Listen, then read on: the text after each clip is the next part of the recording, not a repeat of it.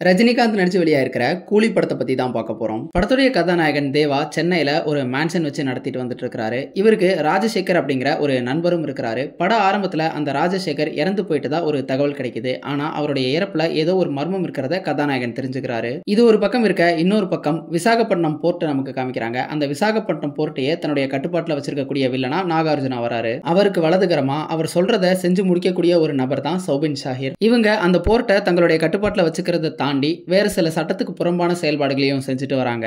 அவங்க அப்படி என்னென்ன செயல்பாடுகளை செஞ்சுட்டு வராங்க, இவங்களுக்கும் இறந்து போன ராஜசேகருக்கும் என்ன தொடர்பு, இவங்களுக்கும் கதாநாயகனுக்கும் என்ன தொடர்பு, இதெல்லாம் தான் கூலி. இந்த படத்தினுடைய முதல் பாதியை பொறுத்தளவுக்கு இந்த படத்தினுடைய முதன்மை வில்லன்கள் யாரு, அவங்க விசாகப்பட்டினம் ஹார்பர்ல என்னென்ன செயல்பாடுகளை செய்யறாங்க, சத்யராஜ் உருவாக்கக்கூடிய அந்த எலக்ட்ரிக் சேர் என்ன, அந்த சேரனுடைய பயன்பாடு என்ன, அந்த சேர் ஏன் வில்லன் கும்பலுக்கு தேவைப்படுது, ரஜினிகாந்தும் ஸ்ருதிஹாசனும் இந்த வில்லனுடைய கேங்குள்ள எப்படி நுழைறாங்க அப்படிங்கிற மாதிரி இந்த படத்தினுடைய முதல் பாதி சொல்லப்பட்டிருக்கு. இந்த காட்சிகள்ல பெரிய அளவுக்கு சுவாரஸ்யமோ புத்திசாலித்தனமோ இல்லைனாலுமே கூட அடுத்தடுத்த தகவல்கள்லாம் இந்த காட்சிகள் சொல்லப்பட்டுட்டே வர காரணத்தினால நம்ம மைண்டும் ஓரளவுக்கு எங்கேஜா இருக்கு. பெருசா எங்கேயும் சலிப்பு ஏற்படுத்தல. இந்த படத்தினுடைய இரண்டாம் பாதியில நமக்கு அது வரைக்கும் சொல்லப்பட்டிருந்த அந்த கதையிலிருந்து முற்றிலுமா தடம் மாறி வேற ஒரு கதையா போய்கிட்டு இருக்குது. படத்துல முதன்மை வில்லனா நாகார்ஜுனாவை தான் அறிமுகப்படுத்துறாங்க. ஆனா சௌபின் ஷாஹிர் பாத்தீங்க அப்படின்னா பட செகண்ட் ஹாஃப்ல அவர் ஒரு தனி ட்ராக்ல போய்கிட்டு இருக்காரு. இந்த படத்தினுடைய செகண்ட் ஹாஃப் முழுக்க எதை கதையா சொல்லியிருக்காங்க அப்படின்னா, ஒரு முக்கியமான கதாபாத்திரம், கதாநாயகனுக்கு தேவையான ஒரு கதாபாத்திரம் பிணை கைதியா வில்லன் கிட்ட மாட்டிக்கிறாங்க. அவங்கள காப்பாத்துறதையே பெரும்பாலான கதையா சொல்லியிருக்காங்க. இந்த படத்தினுடைய முதல் பாதியில இவங்க சொன்ன கதைப்படி பார்த்தா படத்துல கதாநாயகனுடைய நண்பன் இறந்துடுறாரு. இதை பழிவாங்கிறதுக்காக கதாநாயகன் உள்ள வராரு. உள்ள வந்த பிறகுதான் தெரிஞ்சுக்கிறாரு இங்க பெரிய சிண்டிகேட்டே இருக்குது. இவங்க தன்னுடைய நண்பனுடைய இறப்பை தாண்டி வேற ஏதோ சில செயல்பாடுகள், சட்டத்துக்கு புறம்பான காரியங்கள் எல்லாத்தையுமே செஞ்சுட்டு இருக்காங்க. இதனால அங்க இருக்கக்கூடிய கூலி தொழிலாளிகளும் பாதிக்கப்படுறதை தெரிஞ்சுக்கிறாரு. இப்போ கதாநாயகன் என்ன செஞ்சாரு, இந்த சிண்டிகேட்டுக்கும் அவருக்கும் ஏற்கனவே பழைய கதை ஒண்ணு இருக்குது. இப்படிங்கிற மாதிரி தான் இந்த கதை இருந்திருக்கணும். இரண்டாம் பாதியில இதுதான் கதையா இருக்கும். இதுக்கு ஒரு சுவாரஸ்யமான திரைக்கதையை பண்ணிருப்பாங்க அப்படின்னு நினைச்சிட்டு இருந்தா இந்த படத்துல மொத்தமா கதையவே மாத்தி இருக்காங்க. பிரெடிக்டபிளா இருக்கக்கூடாது அப்படின்னு நினைச்சாரோ என்னவோ தெரியல லோகேஷ். ஆனா இவர் எது பிரெடிக்டபிளா இருக்கக்கூடாதுன்னு செகண்ட் ஹாஃப்ல ஒரு கதையா பண்ணிருக்காரோ அது துளி கூட சுவாரஸ்யமா இல்லாம, எந்தவித தொடர்புமே இல்லாம, எல்லா காட்சியுமே பாத்தீங்க அப்படின்னா துண்டு துண்டா தான் தெரியுது. எந்த ஒரு கோர்வையுமே இந்த திரைக்கதைக்குள்ள இல்ல. அவ்வளவு ஓட்டைகள் இந்த திரைக்கதையில. இதுக்கு முக்கியமான காரணம் இவங்களுக்கு எதை கதையா பண்ணலாம் அப்படிங்கறதுல பெரிய அளவுல குழப்பம் இருக்க மாதிரி தான் தெரிஞ்சது. இந்த படத்துல எதுக்காக சத்யராஜ் அப்படிங்கிற அந்த கதாபாத்திரம் அப்படிங்கிறது சுத்தமா எங்கேயுமே விளங்கவே இல்ல. பிளாஷ்பேக்ல அவர் ஒரு கூலியா வராரு, ஓகே. அவர் எப்படி சமகாலத்துல சயின்டிஸ்டா மாறினாரு, அவர் எதுக்காக அந்த சேரை கண்டுபிடிக்கிறாரு, இதெல்லாம் எந்தவித காரணமும் சொல்லப்படவே இல்ல. படத்துல கதாநாயகன் எப்படியாவது இந்த சிண்டிகேட்ல இருக்கக்கூடிய வில்லன்களை சந்திக்கணும், அதுக்காகவே உருவாக்கப்பட்ட ஒரு கதாபாத்திரம் தான் சத்யராஜ். வில்லனுக்கும் சத்யராஜுக்கும் என்ன தொடர்பு அப்படின்னா, வில்லன் ஹார்பர்ல நிறைய கொலைகளை செய்யறாரு. அந்த கொலை செய்யக்கூடிய அந்த பிணங்களை அப்புறப்படுத்தி ஆகணும். அப்புறப்படுத்துறதுக்கு வேற வழியே இல்லாத மாதிரி இந்த சேரை வச்சுதான் அதை அப்புறப்படுத்தணும் அப்படிங்கிற ஒரு சூழ்நிலையை உருவாக்குறாங்க. இதெல்லாம் சுத்தமா எடுபடவே இல்லை. காரணம் என்ன அப்படின்னா, இந்த படத்துல இருக்கக்கூடிய வில்லன் பாத்தீங்க அப்படின்னா சர்வதேச அளவுல அவருக்கு தொடர்புகள் இருக்கு. ஒட்டுமொத்த ஹார்பரையே தன்னுடைய கட்டுப்பாட்டுல வச்சிருக்காரு. ஆனா பணத்தை அப்புறப்படுத்துறதுக்கு அவரால் முடியாது. அதனால எங்கேயோ இருக்கக்கூடிய ஒரு சாதாரண ஆளா இருக்கக்கூடிய சத்யராஜ் உருவாக்கக்கூடிய அந்த சேரை தான் இவர் பயன்படுத்தி அந்த பிணங்களை அப்புறப்படுத்தணும். இப்படின்னு சொல்லும் போது இது எவ்வளவு அபத்தமா இருக்கு அப்படின்னு யோசிச்சு பாருங்க. அடுத்ததா இந்த படத்துல இவங்க ஒர்க் அவுட் ஆகும், பெரிய அளவுல தியேட்டர் மூமெண்டா, மாஸ் மூமெண்டா இருக்கும்னு நினைச்சு வச்ச பல காட்சிகள்ல எந்த ஒரு காட்சியும் ஒர்க் அவுட் ஆகவே இல்லை. இவங்க திரைக்கதையிலேயே இவ்வளவு பெரிய குழப்பத்தை விளைவிச்சிட்ட காரணத்தினால நம்ம படம் பார்க்கும்போது அங்கேயே ஒரு விலகல் தான் உண்டாகிருக்கு.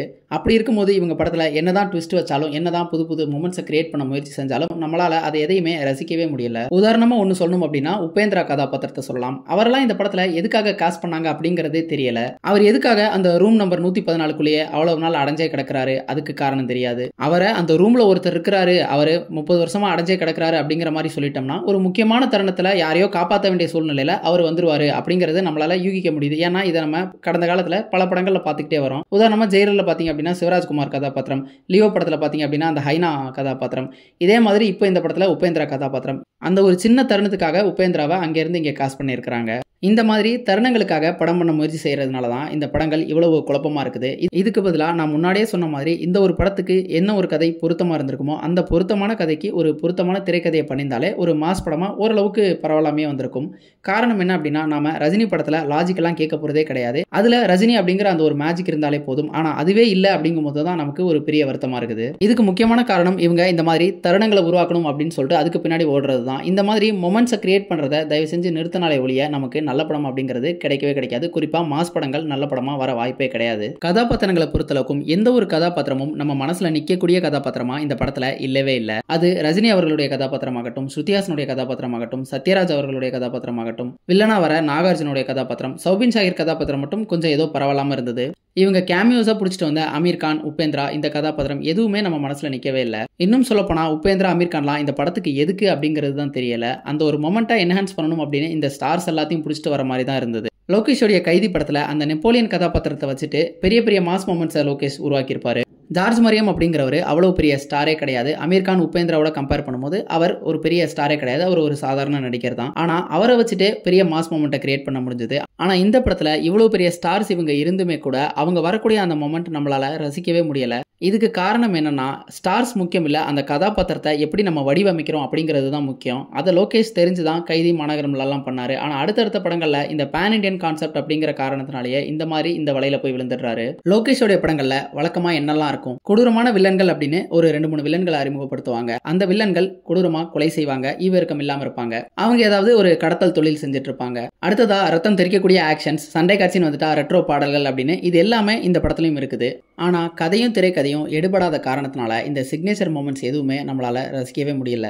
இந்த படத்தோடைய குறைகளை பத்தி சொல்லணும்னா இன்னும் கூட சொல்லிக்கிட்டே போகலாம். அந்த அளவுக்கு இந்த படத்துல குறைகள் மட்டுமே எஞ்சி இருக்குது. லோகேஷ் கனகராஜ் மீண்டும் இந்த மாதிரி மொமெண்ட்ஸ்க்காக படம் எடுக்காம பேன் இண்டியா படமா எடுக்கிறேன், அந்த ஸ்டார்ஸை வச்சு எடுக்கிறேன், இவங்களை வச்சு எடுக்கிறேன், அந்த மாதிரி போகாம தன்னுடைய பலம் என்ன அப்படிங்கிறது தெரிஞ்சுக்கிட்டு தெளிவா ஒரு கதையும் அதுக்கேற்ற ஒரு திரைக்கதையும் எப்ப எழுதி படம் எடுக்கிறாரோ அப்பதான் அவரால் மீண்டும் கைதி மாதிரியோ இல்ல மாநகர மாதிரியோ ஒரு படத்தை கொடுக்க முடியும். இந்த ஒட்டுமொத்த படத்திலேயே சிறப்பா இருந்த ஒண்ணே என்ன அப்படின்னா, ரஜினி அவர்களை விண்டேஜ் லுக்ல டிஏஜ் பண்ணி காமிச்ச அந்த சில காட்சிகள் மட்டும்தான். அந்த டிஏஜிங் ரொம்ப அட்டகாசமா இருந்தது.